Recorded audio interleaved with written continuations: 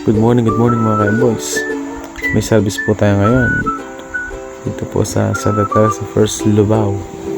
Ang service po natin mga ka-boys ay ate po ng lola po ng aking asawa. At nandito na po tayo sa bahay po ng ating service mga ka-boys.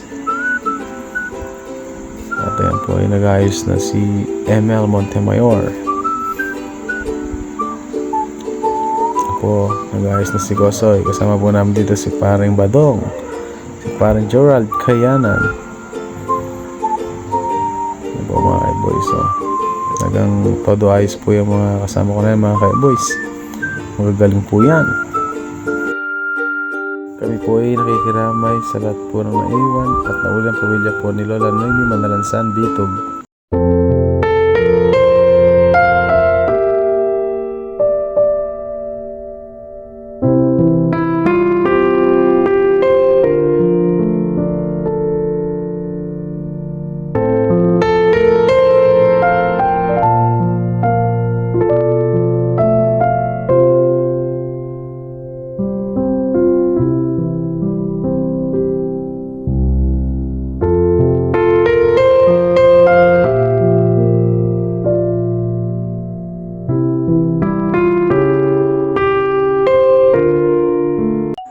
Ito po ang ating pangalawang service mga ka-boys dito po sa Barangay Santa Maria, Lubao.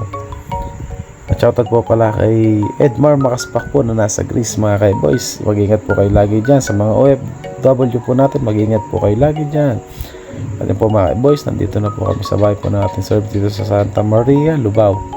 Medyo mataas po ang bahay mga ka-boys. At yan po mga ka-boys ang ating mga kasama. Yan po si Kosoy. Wala na po si paring Gerald po dahil po nag-helper na po siya mga ka-boys sa ating embalmer. Dahil po kanina po ay naglibing muna po ang ating mga kasama. Kaya po yan po nakumpleto na po tayo mga ka-boys at nakikiramay po kami sa lahat po na ulila at na yung pamilya po ni Romeo Paule Torres.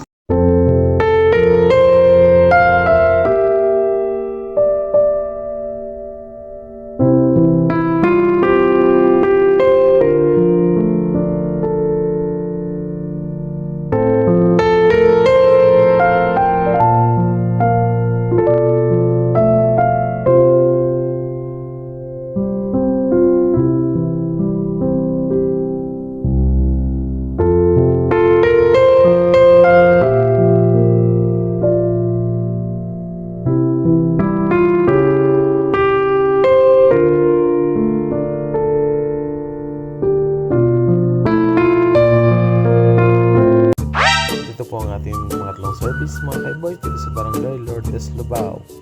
Nagkasusun po ang ating service na naman ngayon mga ka-boys.